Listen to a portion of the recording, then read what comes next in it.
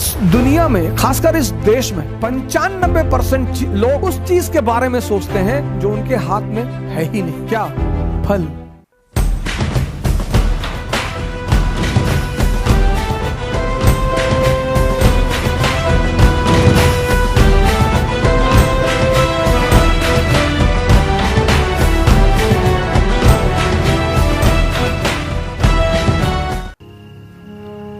अगर लोग आपके ऊपर हंस रहे हैं, इसका मतलब आप जिंदा हैं। अगर लोग आपको पीठ पीछे गाली दे रहे हैं, इसका मतलब आपने चमकना शुरू कर दिया है। अगर लोग आपकी आलोचना कर रहे हैं, तो आप कहीं बहुत आगे बढ़ रहे हैं सर। ये सब दिशा सूचक यंत्र हैं। गाली, आलोचना। पर हमारे मिडिल क्लास के पेरेंट्स हमको बहुत डराते हैं। बहुत पेरेंट्स को, बेटा बेइज्जती मत कराना। बे तुगलक वंश के हो, बेइज्जती मत कराना। कि मौर्य वंश के हो। अंबेडकर की बेइज्जती हुई, उन्होंने मजा लिया, भगवान बन गए। गांधी की बेइज्जती हुई, उन्होंने मजा लिया, भगवान बन गए। चाणक्य की बेइज्जती हुई, मजा लिया, भगवान बन गए। बेइज्जती तो बहुत जरूरी चीज है सर जीवन में। वो ऑक्सीजन पैदा करती है, ऑक्सीजन, जज्बा, टेम्परामेंट। बेइज्जती बहुत जरूरी है सर। डरने की कोई बात नहीं। समय खराब चल रहा है। हर मुसीबत, ये मुसीबत आई है, कुछ अच्छा करके जाएगी। तो मैं वो कहानी सुना रहा था कि कैसे जो व्यक्ति जागृत होता है, उसका मुसीबत कुछ नहीं कर पाती।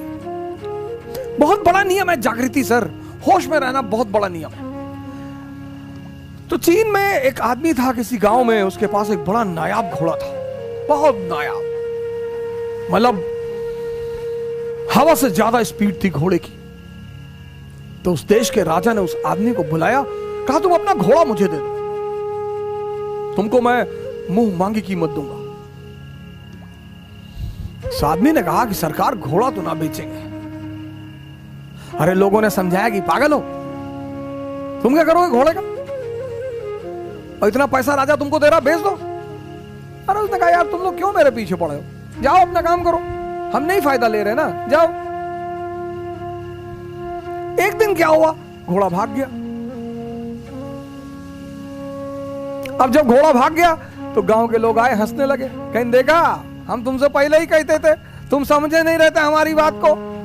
अरे उसने कहा बड़े भाई, घटना सिर्फ इतनी है कि घोड़ा भाग गया है, बस। इसमें ज्यादा चिंता करने की बात नहीं है। वो चला गया तो चला गया, मैं क्या करूं। अजीब पागल हो, तुम्हारा नुकसान हो गया। बोले कोई नुकसान नहीं। 10-15 दिन बीता। एक दिन घोड़ा वापस आ गया और अपने साथ 20 घोड़े और लाया, अपनी तरह के। गांव वाले फिर आए, कहीं बेटा तुम बहुत चालाक आदमी हो, तुमको पता था कि कुछ कांड करने गया है ये। बड़ा बढ़िया यार, तुम तो बड़े फायदे में हो यार।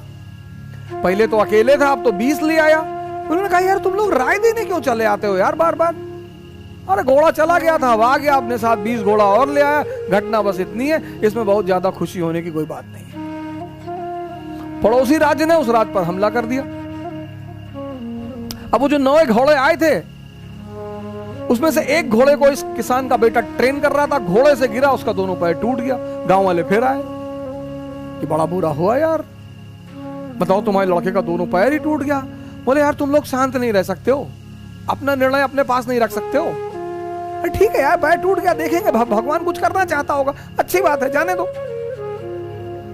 उसी वक्त पड़ोसी राज्य ने इस राज्य पर हमला कर दिया। गांव के जितने भी जवान लड़के थे सब सेना में बुला लिए गए। सिर्फ किसान का बेटा बचा, क्योंकि उसके पैर टूटे हुए थे। इस दुनिया में, खासकर इस देश में 95% लोग उस चीज के बारे में सोचते हैं जो उनके हाथ में है ही नहीं। क्या? फल। सर आपको पता ही नहीं कल क्या होने जा रहा है। तो जब हमें कल का पता ही नहीं, तो हम आज में रहें। और जितने लोगों ने अपने आज को सुधारना शुरू किया, उनका कल बेहतरीन हो गया।